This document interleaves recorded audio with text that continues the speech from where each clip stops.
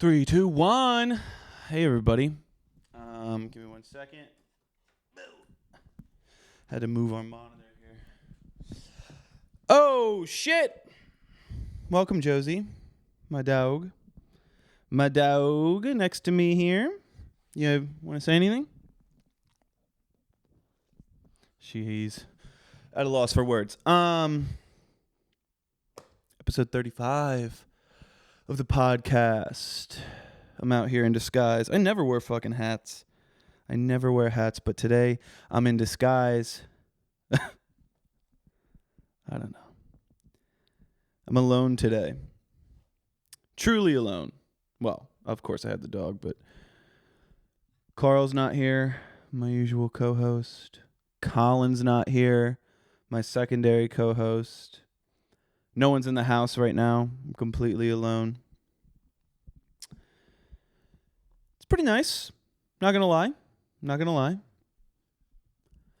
I think I'm finding that as I get, maybe not as I get older. I was gonna say as I get older, I enjoy alone time more, but if I really think about it, I've always kind of enjoyed it. Which is kind of interesting because I've always been I guess the word is self-proclaimed, but I've also been told this as well. Like I'm a self-proclaimed extrovert. And people tell me, oh, yeah, David, like you're an extrovert. And it's interesting because I think, if I'm not mistaken, the definition of an extrovert is that you get energy from being around people. And that's like rejuvenating to you. It's not just being social, right? Being an extrovert doesn't just mean like you like or you're good with people. I think there's extroverts who are probably really bad socially. I think. I could be totally fucking wrong about this, as 90% of the things are on this podcast that come out of my mouth. I could be totally wrong. So, but I think extrovert means you get your energy from being around people and being in crowds, and being an introvert means you get your energy from being alone, meaning after you've spent a bunch of time at a party, as an introvert, you would need to go home and relax to kind of recharge. As opposed to extroverts, where I think if you spend too much time alone, you need to be around people to kind of recharge. So like I said, I've been this kind of self-proclaimed extrovert, and people have told me like, oh, David, you're an extrovert, because, you know, in crowds, or not crowds, but like people, groups of people, I'm pretty loud and whatever. But I'm realizing as I get a little bit older and I'm just kind of analyzing my life, I really do enjoy a good bit of alone time, as I think many people do.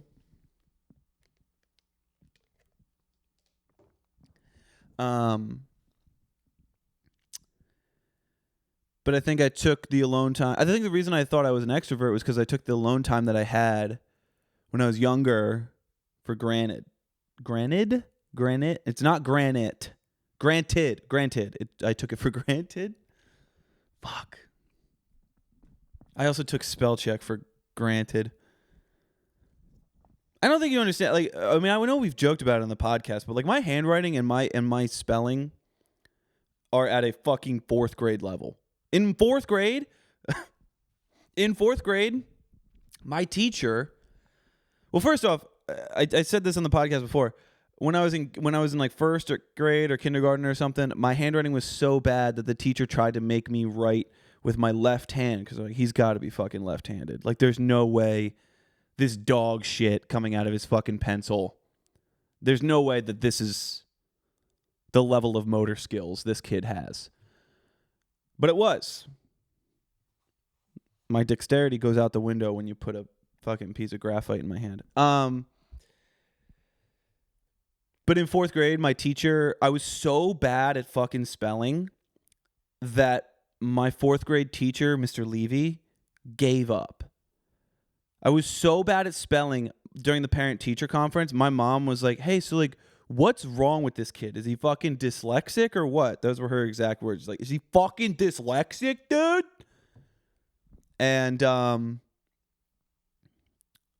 he said, I don't think so, but it doesn't matter. That's what spell check is for. Quote, Mr. Levy, don't worry about it. That's what spell check is for. And I blame Mr. Levy. You know what? Actually, I think this one is kind of fine to mess up, but our laundry machine is broken, so I had to go to the laundromat, and I texted someone, laundry space mat. Laundry space MAT. I did not know it was laundromat, all one word.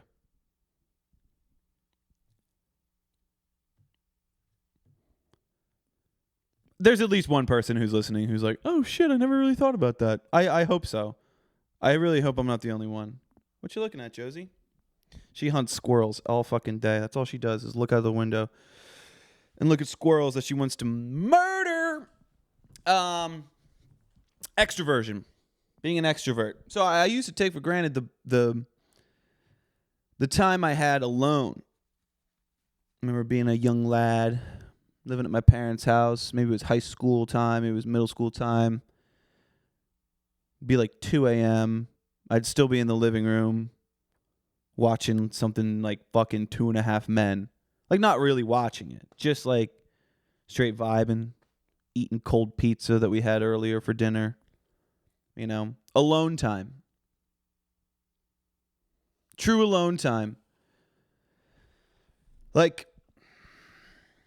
now, I mean, I think our generation might have a real problem having alone time. Because even when we're alone, we're kind of connected with everybody, right? You're like alone time. You're not with people, but you're texting your friends, or you're fucking snatch chatting, or you're even just on like fucking Instagram or Twitter or whatever, and there's the social aspect of social media. That one's like very small.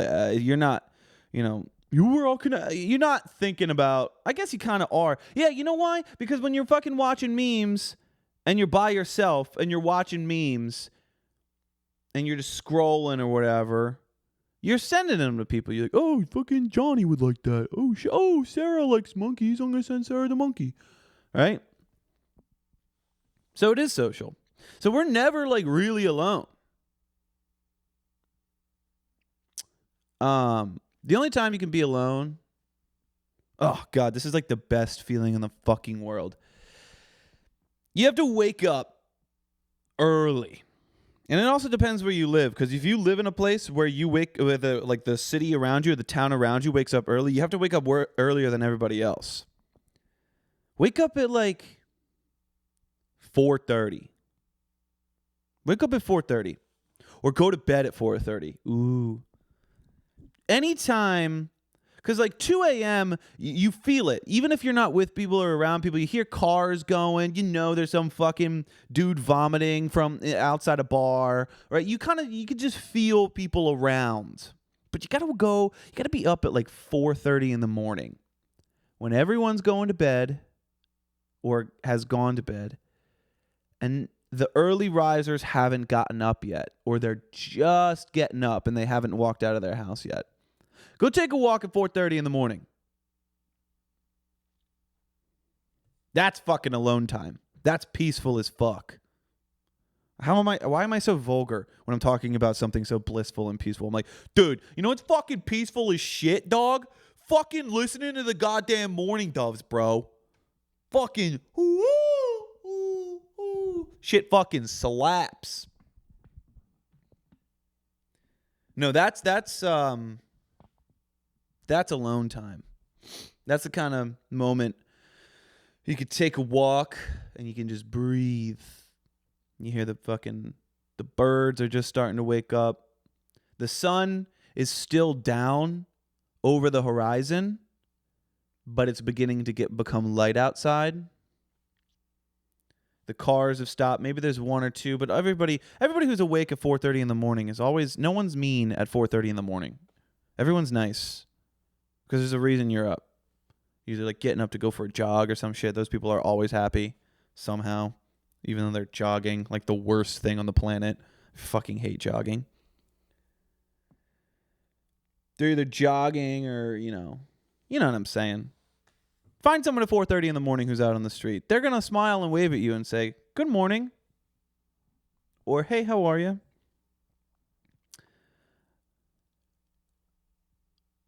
Yeah, that's alone time. Yeah, but I used to take that shit for granted, you know? There was moments where I'm at home, fucking watching television by myself. Oh, that's what I was saying. We're never really alone, our generation. We're always fucking texting people. You gotta fabricate some alone time.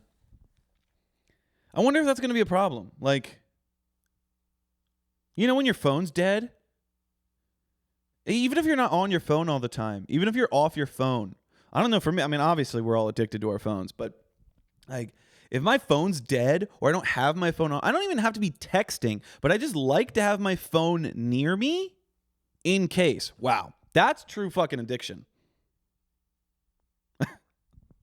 Yeah, it's weird. You gotta fabricate some alone time. You know, the best time to be alone, though, I don't know, because you split your focus. A calm alone time is nice. The only alone time I really get these days, I mean, I live with 3 other people. One of them is my girlfriend. Like, I don't get a lot of alone time. The only alone time I get is driving in the car, which is what, like, it's when I also listen to a lot of music. I used to do that I used to have so much alone time, actually. Like, when I was living in the city and I was by myself, like, living in Boston, for example. Like, yesterday I had to go to the laundromat that I spelled wrong. I spelled it laundry space mat. It's laundromat, right? I had to go to the laundromat because our thing is broken. And I ended up calling my dad, so I guess it really wasn't alone time. But I was thinking, for the first little bit, I was thinking back. I was like, yeah, I used to do stuff like this. Like, simple tasks were my alone time. Like, yeah, like putting in headphones, walking to the grocery store, not talking to anybody, just picking out some fucking groceries, coming home. Or you got to do laundry. You pop in some fucking headphones, you listen to some music, you do your fucking laundry, and you go. You're alone the whole time. You're not speaking to anybody. You're just alone. And it's calming. You gotta have moments like that. You can't always be on your fucking memes. Can't always be texting people. You have to train your brain how to be alone. I'm serious. Like, try it. Try it. I mean, some people are probably like, David, like, I do this all the time. But I know there's some of you out there who are going to be like, this is weird. Like, turn off your fucking phone. Just turn it off. And be completely alone. I'm not alone right now because I heard a squirrel just run through my fucking attic.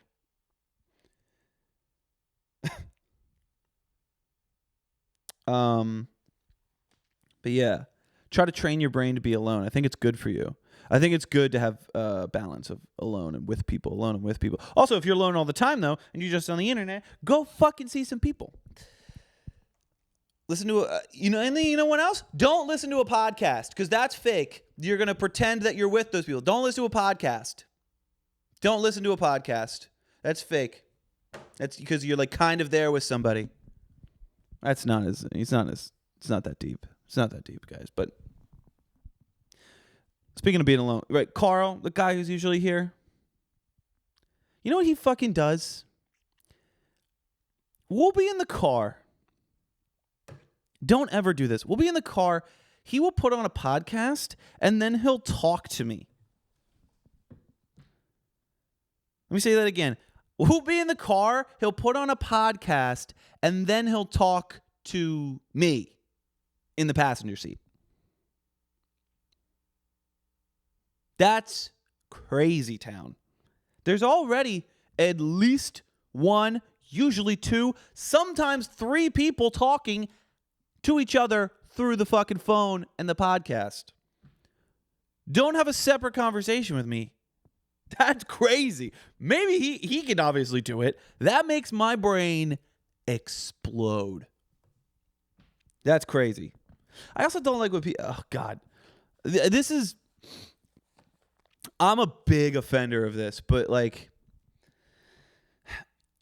you ever try to show somebody something and they talk over it, or you're trying to do something and they talk like, this is probably a people with roommate kind of problem, but I'll be watching a TV show, right? You know, you make some fucking food, click, little Game of Thrones action, maybe a little Breaking Bad, maybe some Sopranos, however you want to say it. Maybe some Walking Dead. I'm not into that one. Whatever. You put on your fucking show, right? Ooh, that sweet, sweet fucking nectar. It's like a little hit of heroin when you fucking put on that episode, right? Like the day's done, you finished all your fucking shit you got to do, and then you just make a fucking frozen burrito from Trader Joe's. You sit down at the coffee table and you put on the show. Ooh, heroin. Ah. And then your fucking roommate comes in and starts having a conversation with you. And usually it's just a comment. They go like, oh yeah, hey, how was your day? And you're like, oh, it's good. Back to my burrito and show. Then they keep talking, and you go and give them the universal signal of I'm trying to watch something. You pause it. You have the quick conversation. When there's a lull, you unpause it. And you keep watching. And then they go and keep talking.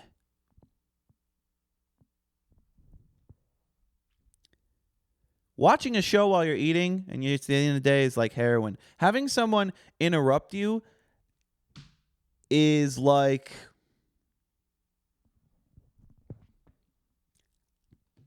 I don't know how to fucking describe it. It's like doing heroin and then someone rubs you with sandpaper. I don't fucking know. Ugh. Almost, guys. It was almost a good bit. It was almost a good joke. And then I couldn't think of another fucking analogy. Regular old stand-up comedian over here, Mr. David.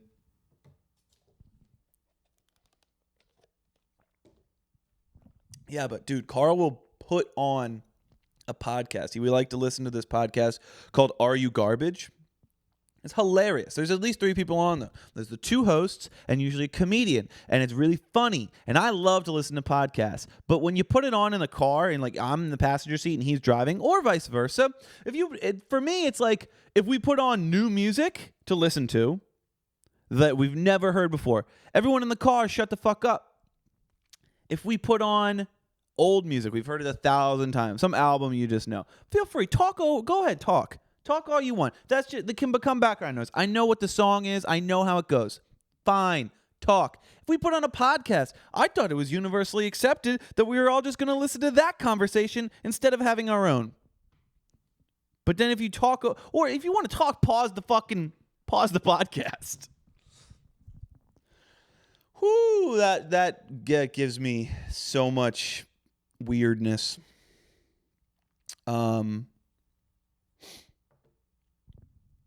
Yeah, but I used to get a lot of alone time, like I said, like doing laundry at the fucking laundromat or going to get groceries. I used to get a lot of alone time on the train, on the subway.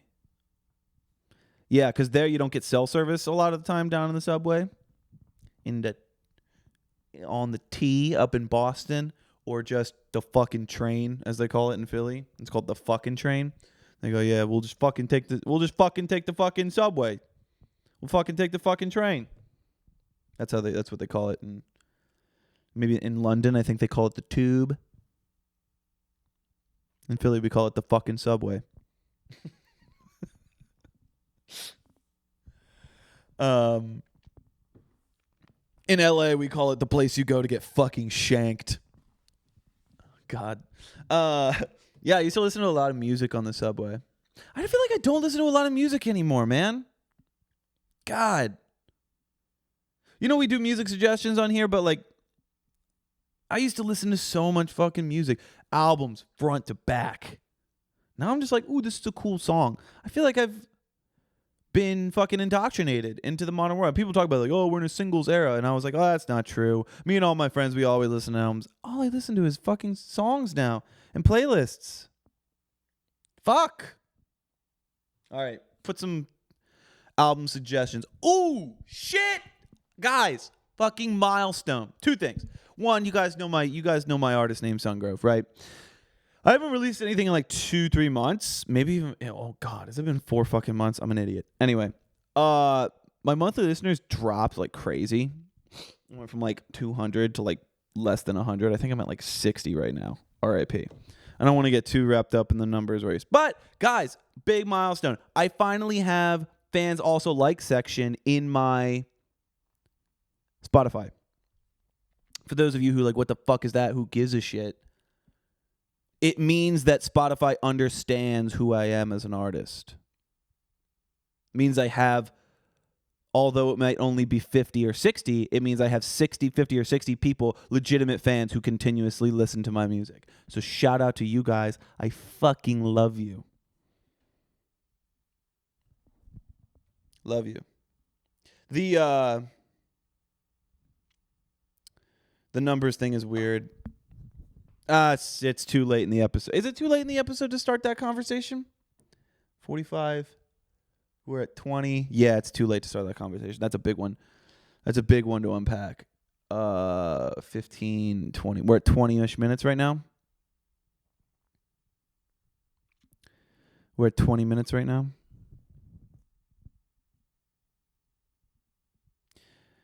I think no, we can break it down a little bit. The numbers game is weird. I'll do the brief synopsis. The numbers game is weird because as a young artist, everyone tells you like don't focus on the numbers, but then you always focus on the fucking numbers. Like when I say numbers, I mean like followers and monthly listeners and streams and stuff like that.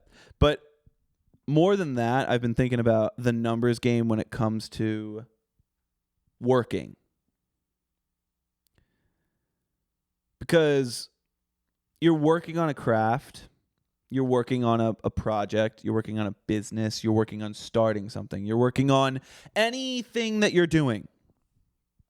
If you're trying to start a fucking friendship bracelet Etsy store, if you're trying to be a musician, if you're trying to fucking be a basketball player or a football player, if you're trying to be a graphic designer, if you're trying to start a business that involves renting out goats for lawn cutting services, whatever thing you're trying to do, you people always talk about putting in the work. Everyone knows that if you want to have a larger than life dream come true, like owning a company that has goats mow your lawn for you, you have to put in the work. Everyone knows that. But the problem is a lot of people, myself included, we have miscalculated. And now a lot of people think it's about the amount of work you put in, not the quality of work you put in.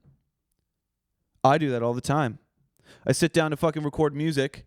6 hours later, I've done stuff, but it's like I could have got it done in 3 hours. And then like you pretend you're like, no, I did a lot of work today. I did 6 hours of work. No, you didn't. You just fucking I'm talking to myself. You didn't fucking do a lot of work. You just fucking like dicked around. You just like dicked around for a little bit. You fucking like did something, and you went and got a little snack, and then you fucking came back and did a little, I'm a little thirsty. You go get your fucking coffee from Starbucks. Fuck that. It's not about the hours that you put in. It's about the work. It's about the end product. That's why working hourly sucks, dude. I work at that fucking restaurant.